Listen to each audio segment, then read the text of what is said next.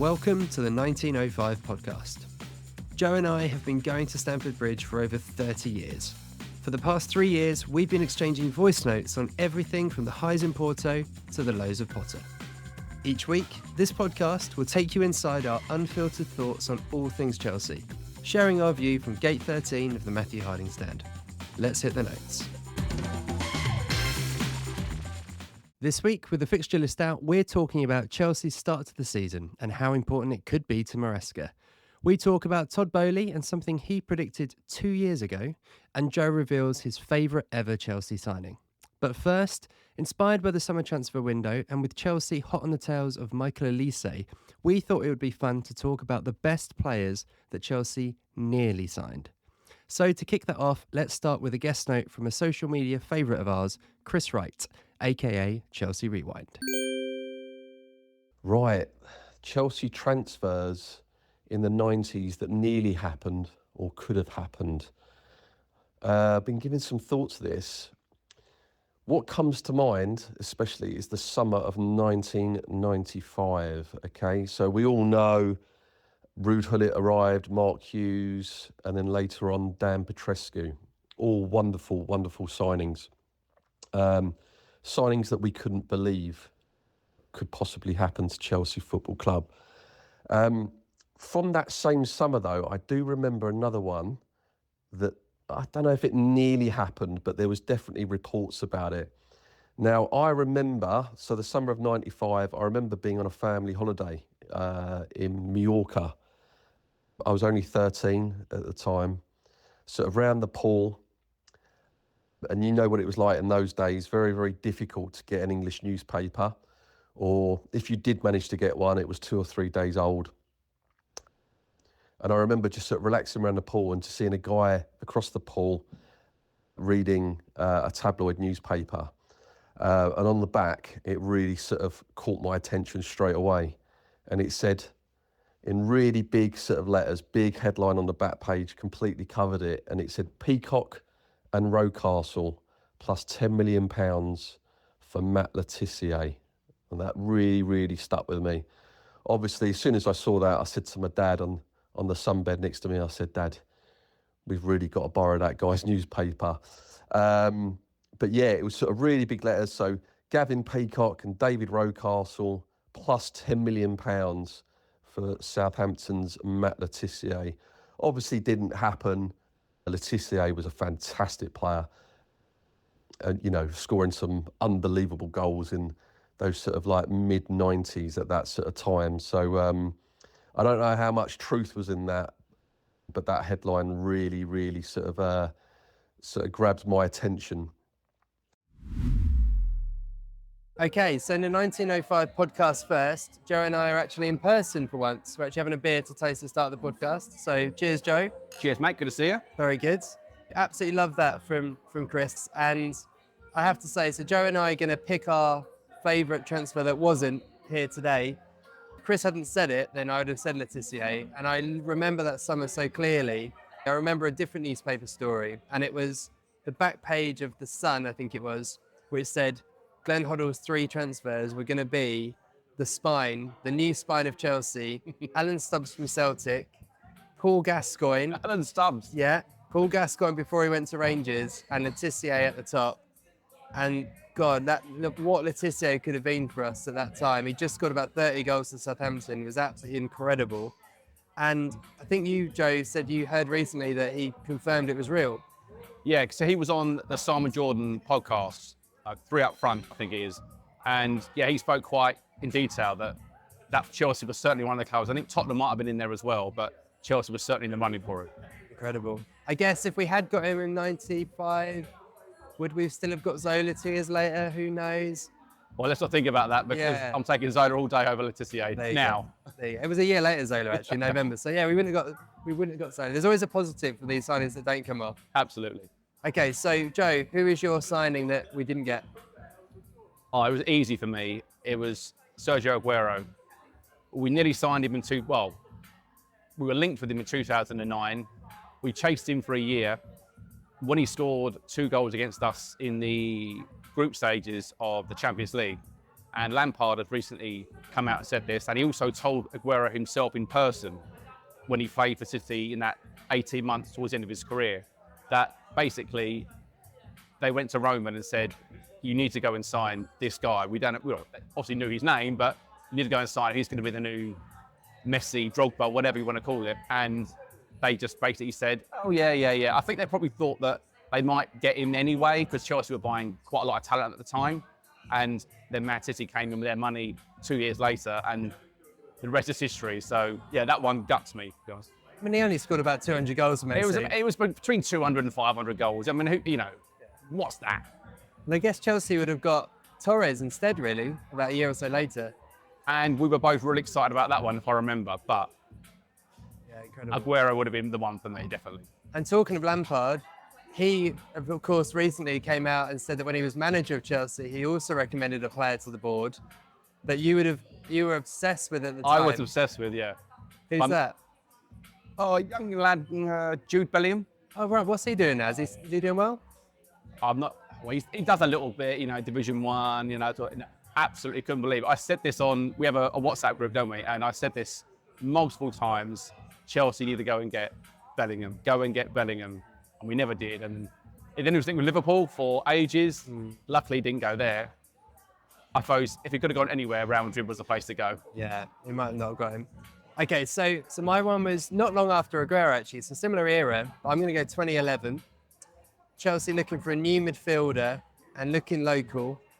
And we went to North London and put a big bid in for Luka Modric. So this was 2011. And I remember living with a Spurs fan at the time, Carl, who won't be listening, but I know Carl. He might be. And him absolutely hating this. Because I think Modric even refused to train at some point. He was desperate to go to Chelsea. It looked like we'd get it over the line. It was that era when if we wanted someone, we'd normally get them. And I remember being so excited. I think it's about 35 million at the time. Levy wouldn't allow it. No. Absolutely not letting him go to Chelsea. Fizzled out. And you kind of had the feeling, oh no, he'll probably join us at some point. How can they say no? Of course, he didn't. He went to Real Madrid, ended up being probably one of the best midfielders in the world for 10 years. Maybe 11. Maybe 11, thereabouts. And again, a big miss because we were very close to getting him, I think, in terms of him being desperate to come to Chelsea. So if I can put a positive on it, of us not getting him, it's a simple one. The butterfly effect of what would have happened in 2011 if we'd got him. I think if anything had changed at any part of that Champions League run, even having a brilliant player like Modric, I don't think we'd have won the Champions League. No. It was so special what ended up happening that season that even everything in what Modric became the next 10 years, I don't think I'd have changed a thing about what happened in Munich. So, 100%. We take that. So that's our two. We're going to hand back to Chris because he sent us a second voice note with one more bonus signing. And yeah, that one would have been pretty special as well. But we'll hand back to Chris for his... Well, I haven't heard this one yet, so I'm eager to hear, yeah. It's a good one. But yeah, cheers, Joe, and cheers to the podcast. Cheers, mate. Keeping with the same summer 1995, another transfer that nearly happened. Now, I was, about 18 months ago, I was really fortunate enough to be part of a BT Sport documentary called Poundland, The Battle of Stamford Bridge. And whilst I was sort of being interviewed and so on, I as I said, I was fortunate enough to be interviewed at the same time as Glenn Hoddle for the programme. And I was sort of chatting with the producers and so on. And they gave me a little bit of an insight as to what nearly happened in the summer of 1995. So basically, around the same time Chelsea signed Ruud Gullit, there was also an opportunity for Chelsea to sign Dennis Bergkamp. Okay. I think this story has been told before, but like I said, I was sort of told it as well. But yeah, basically, when the transfer for Ruud Gullit was completed, there was Chelsea were very, very much interested in Dennis Bergkamp. Now, from what I was told, Ken Bates and Colin Hutchinson, it all been, they were very much on board to sign Dennis Bergkamp. And then the final say came down to obviously the manager, Glenn Hoddle. And as I said, from what I was told, Glenn Hoddle decided against it because he didn't want two Dutch players, like superstar players, in the same team, and felt that could cause some kind of rift or cliques in the dressing room. Obviously, it was a time where, with all due respect, we didn't have many superstars in the team. And it was thought that Glenn Hoddle felt that bringing in two superstars of the same nationality could potentially cause sort of a problem.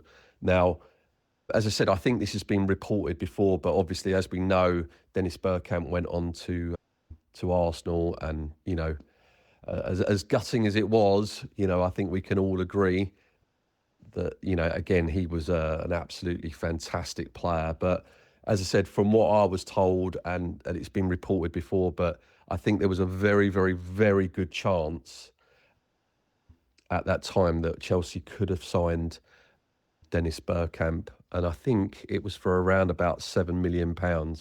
So that was still quite a lot of money in those days, but what might have been a... Hey, it's Chris here with a really quick message. Check us out on Instagram at 1905 Podcast. You'll find video clips, photos, and much more about everything we discuss on the show. Plus, it's a great way to get in touch, to tell us your thoughts, share your feedback, or just say hi. Follow us on Instagram at 1905 Podcast. And now, back to the show. So, huge news. The fixtures are out and Chelsea will play 19 home games and 19 away games this year. So, big news. No, jokes aside, I actually quite enjoy the fixture list coming out. It always comes out when you just kind of want a little bit of club news, don't you? And it's just always interesting for me to see kind of who we've got. Most annoying thing is that first game of the season, always one of my favourite days. The sun's normally shining, absolutely buzzing to be back at the Bridge. And I'm away, which is really frustrating. And I'm in Manchester, of all places, as we're playing Man City. So I'll be missing that game. But you always want to get a good start. And Man City at home is pretty much as hard a game as you're going to get, isn't it? To kick off the season for Maresca. But positives, if you're ever going to play Man City, then, which you will twice, then playing them earlier in the season I think is probably better. They tend to start the season a bit slower than how they finish it, because they like to win 15 of the last 16 games, don't they, at the end of the season. So playing them earlier is probably a good thing. They've got more players playing in the Euros than us, so they might come back a little bit slower. But yeah, very, very difficult first game, of course. But the Bridge will be buzzing. Maresca obviously knows a good amount about Man City and Pep, which gives us a little bit of a leg up potentially. And then actually the fixtures after that are pretty favourable on paper. So if you look at it, I think the next sort of 5 or 6 really on paper again are very winnable. You've got to go to Wolves, home to Palace, then Bournemouth, West Ham, Brighton and Forest before we go to Liverpool. So actually I think there's a good chance for us there to make a good start. And what I would say is I think that last season really taught us the importance of a good start for a manager, particularly at Chelsea. Pochettino didn't have a good start. Actually, first game of the season was great. I thought we played really well against Liverpool. But then we didn't get going, had some really bad results. Lost to West Ham, second game of the season, lost at home to Forest early on, drew at Bournemouth. And I think that really set the tone for actually how he was perceived for much of the season. We ended the season brilliantly, and I think that's why a lot of people were kind of disappointed that he left. I think if we'd started the season in that way, it sets a very different tone. You only got to look at Spurs. They did it the other way around, really. With Postecoglou started brilliantly. They were obviously top, weren't they? Until we played them, they were unbeaten at that point, and then they ended the season quite poorly, really. But then the tone was sort of set early on that Postecoglou was great, doing a really good job. Spurs had a lot to be excited about, and obviously they did finish higher than us, but only by a few points, whereas we did it the other way around, and it kind of meant that all season you had this narrative about Pochettino in the press conferences and everything about what's going to happen at the end of the season. So I think actually that having a good start is very important for us next year, particularly because you kind of get the sense from the Pochettino decision that it'll be Champions League or bust for whoever the manager is. The whole model is built around needing to be in the Champions League, I think, and that will be on Maresca's head. I think whilst the narrative will be long contract and he'll be given time, I think he'll be given time if he gets the Champions League. I think that'll be quite clear, I think. So that's interesting, but yeah, nothing major obviously about the fixtures to say other than that I think it's a fairly good start on paper. Bar City, the Christmas period doesn't look too bad either, which is always one you look at, and then if you look at the very end of the season, it gets incredibly tough. So if we're going into the last 5 or 6 games needing a really strong end of season, then it's actually quite a difficult run. So but you got to play everyone twice, so you can't overanalyze these things, but always interesting to look at. And yeah, got to be missing the first game, but I'll be watching TV. Well, like you say, mate, Man City on paper, first game of the season, feels like a bit of a killer blow, but we've got to play them twice at some point during the season, so maybe get them out of the way early.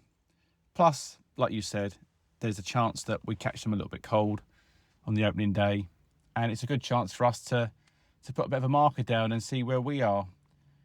Pre-season will be, I think, key now. There'll be no kind of let-ups, no easy games, no soft openings. It'll be straight into Man City. You know what you're going to get. Obviously, Haaland's not at the Euro, so he's going to be fully fit and chomping in the bit, ready to go. Yeah, I don't think it's going to be an easy game by any means, but certainly perhaps one where we can catch them where they're not at their best. I also think that we need to get back as a club, as a fixture that other teams fear. I feel as though we've lost a little bit of that in the last 2 or 3 seasons. We had it under Tuchel. It's definitely gone away now, and I would just like us to have that fear factor coming to the bridge. You know, these Arsenals, Tottenhams, Liverpools, etc. Let them come and be fearful of us. Sit back and wait to see what we're going to do, opposed to the other way around. So, yeah, like you say, it's a interesting start after that. If you can get a result against City, you've then got 4 or 5 fixtures where you should really pick up maximum points if you're going to be serious about top 4, top 3, top 2. So, yeah, fingers crossed we can get off to a good start and see where we go after that. Oh, the Olise stuff's building a bit of traction, isn't it? I don't know if you've seen like Matt Law saying that basically Chelsea, well, it's basically all sources, like Ornstein and Matt Law and Fabrizio are all saying that Chelsea are very much, at the moment, front runners for him. And they said like they might want to do swap deals, which is interesting. And I read this very interesting thing on Reddit yesterday, which was all about how, because of the PSR rules, I couldn't really understand it, but basically swap deals can be a really good way for clubs all round to try and sort of boost their finances in weird ways by doing swap deals of some kind. Because you remember when Boehly first came in, and he was trying to do swap deals all the time, and everyone was sort of laughing, going, he's an idiot. Well, it turns out that now is becoming a bit of a thing, because Villa did it, or are doing it, aren't they, quite a bit. And apparently Villa want a swap deal for that striker Duran, and Palace apparently want a swap deal for Olise potentially. So I don't know if it would be a pure swap. It might be there's 2 separate deals, but you go, I don't know, someone like Trevor Chalobah or whatever goes to Palace on the books for 25 million, 30 million, and then we get Olise. So it's like you actually outlay only 25 in cash or something. I don't know, but I just thought it was interesting to see what happens there if it becomes a bit of a thing. And again, everyone likes to make out Boehly to be a clown and all that, whereas I've just always had this feeling, just based on how well he runs all the US teams and how he talks when you hear him, It's like, he's clearly a smart guy. I always feel like that. When you actually listen to him in these interviews that he does, it's like, no, everything he's doing has been thought through. Made some mistakes, of course they have, but, what club hasn't? But yeah, I'm sure if it happens, we'll talk a lot more about it. But bloody hell, Olise would be such an exciting player to get. He's really my sort of player that I love watching, because I love someone with a really good, obviously good left foot, but who can strike the ball so well. And the way he strikes the ball, he'd immediately come in and, I think, be on all of our set pieces, which we haven't really got, if you think about it. A proper set piece specialist. I think Nkunku's not bad in and around the box. Palmer's open. Has he scored any? Not really. Enzo got that one great free kick, didn't he, against Villa last year. Sterling scored a couple, smashed a couple of over the bar. Whereas Olise is just like pure corners and free kicks. Really, really good. Do you remember that one he got against Man United 2 seasons ago in the it's like 93rd minute, I think it's to equalise, and it just went absolute top corner, and then he didn't sort of celebrate, he just sort of stood there. It was like the coolest celebration ever. But yeah, he'd be so exciting, strike the ball well. He'd be a lot of fun if we signed him, like a really, really fun attacking player. So yeah, we'll see what happens, but I'm very excited about that potential. Just wanted to piggyback off something you said to me during the week, actually, which was about Boehly and him being a smart guy and whatnot. I think we, as fans, a lot of the time I hear a lot of Boehly doesn't know what he's doing, Boehly's an idiot, and all that sort of stuff. Well, they're running multi-billion-dollar companies. I mean, they're not idiots for a start. I think people need to get that straight. When you're all sitting at home, slagging them off on the TV and slagging them off on the radio, I think they've come to the club. They're putting in an awful lot of money. They're investing with their companies to make Chelsea essentially a better team, a better club all round. Now, whether you liked Roman before or Ken Bates before that, it's kind of irrelevant. These are what we got, and they are putting their hand in their pocket. They are trying to upgrade things. They are, okay, they've made a couple of mistakes here and there with regards to taking the free coach travel away for away fans and things like that. Maybe that is a bit of an own goal, and I don't disagree with that. But overall, you could have worse owners. They invest in players. They're investing in the stadium, so upgrading the bars and things like that. They haven't just come in and basically, like Old Trafford, just let it go to squalor, essentially. So I think there does need to be a little bit of perspective on what they're trying to do for us as fans. Will they get every decision right? Absolutely not. But tell me someone that does. Every manager gets things wrong. Every player gets things wrong. So will they eventually buy 1 or 2 dud players? Probably. But if they can get 50% of what they buy correct, and they end up being superstars, then I'm not going to see too many people on other podcasts and shows slagging them off and saying that they're useless and they don't know what they're doing and all that sort of stuff. So I think we just need to give them a bit of time, because if they end up, let's just say they win the league in a year or two's time, and they're in the European places, or they're in the European Cup and they're doing really well in that, and you're not going to get too many people having a go at them then. So look, if we're still 6th and fighting for Europa League conference in 2 years' time, 3 years' time, 4 years' time, then be my guest, have a pop at them. But I think at the moment, maybe keep your powder dry and just see what happens, because they might have a plan and it might work. And if it fails, it's on them. But I think for the time being, you just need to let things develop and grow organically and see what some of these players and signings end up turning out to be. But I don't think they're all bad. I think they're decent enough people. They've got a very, very clever business brain. And like you said, with regards to player swap deals or basically ingenious ways to get around PSR, then they're trying for us. So again, you don't buy American teams and make them successful over there if you're an idiot. So They've clearly got a plan, they've got a strategy, and I think we should just kind of maybe let things lie down a little bit. And when it comes to seeing where we are in the league in the next couple of seasons, then we'll have an idea. But for me, they're doing all right. Right, to finish the episode, we'll end with a question, as we always do. So, Joe, we talked earlier about the Chelsea signings that we didn't make, but I want to know, what's the most excited you've been about a Chelsea signing that we did make? Over to you. Now, I'm taking this at face value, so this is not somebody that ended up being good for us. This is how I felt excited when the player signed. So I'm being a bit cheeky, and I'm going to say two, but I just couldn't choose between them. So the first one I'm going to say was Marcel Desailly. He came into a team that was already good, but he was a genuine world-class player, possibly the best defender in the world at the time. And he had nothing to prove. He wasn't coming here maybe like a Zola, who ended up being world-class, we know that. But he had to develop at Chelsea. He had to get away from Napoli to do that. Desailly came from AC Milan, like the giants of Italian football. And he came to Chelsea and he just made us incredible. He, for me, as a centre half, that's where I played as a young man, he epitomised everything that I wanted to be.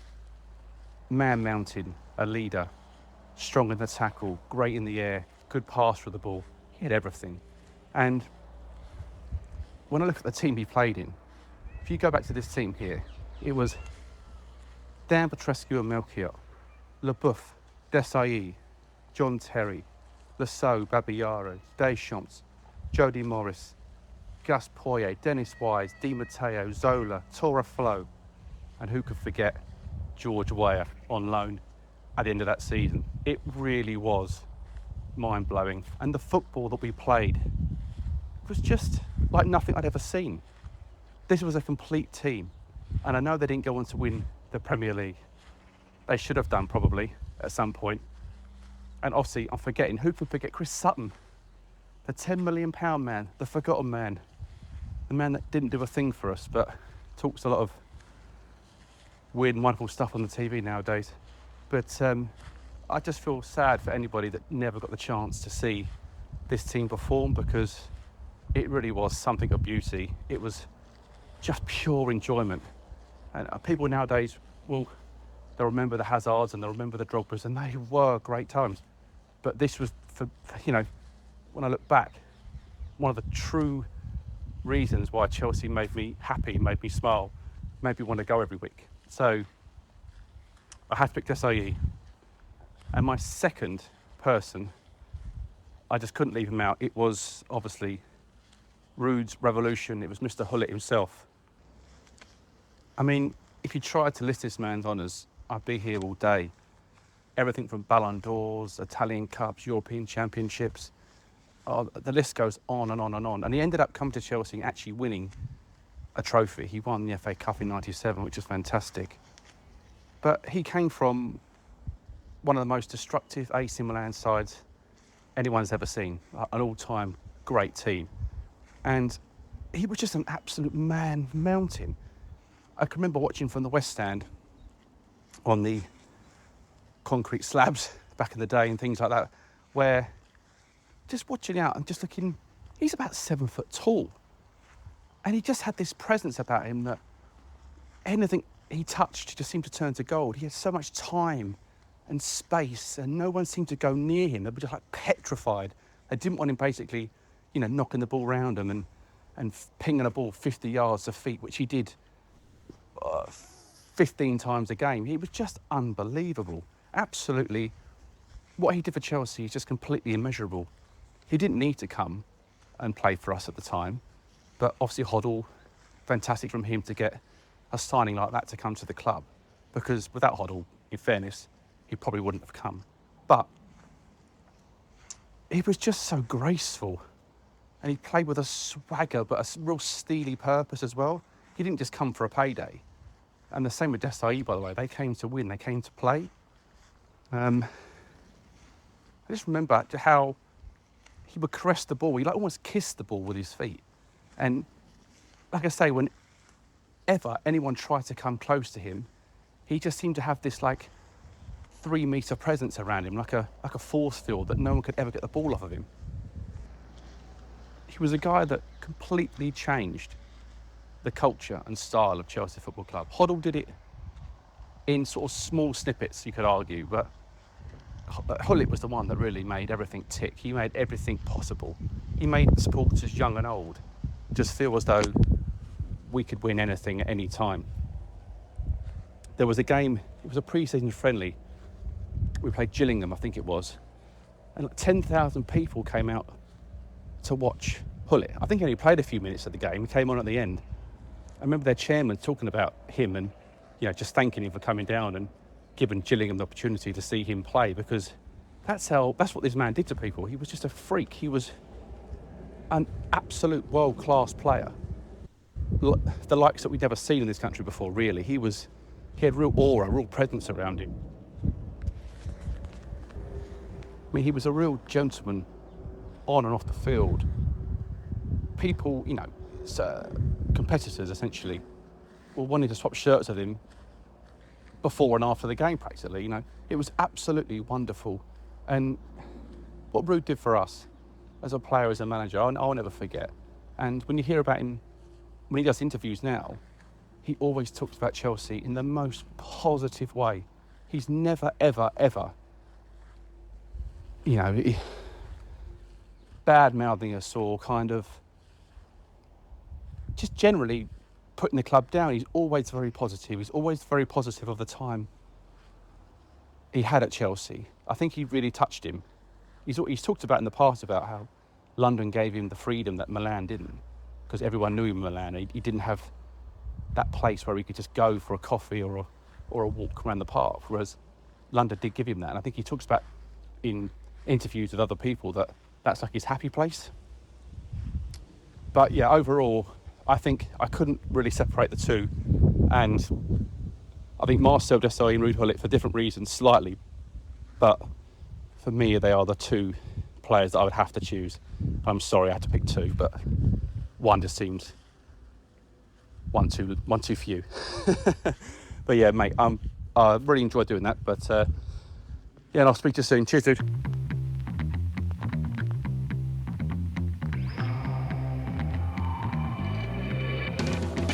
Those were the Chelsea notes for this week.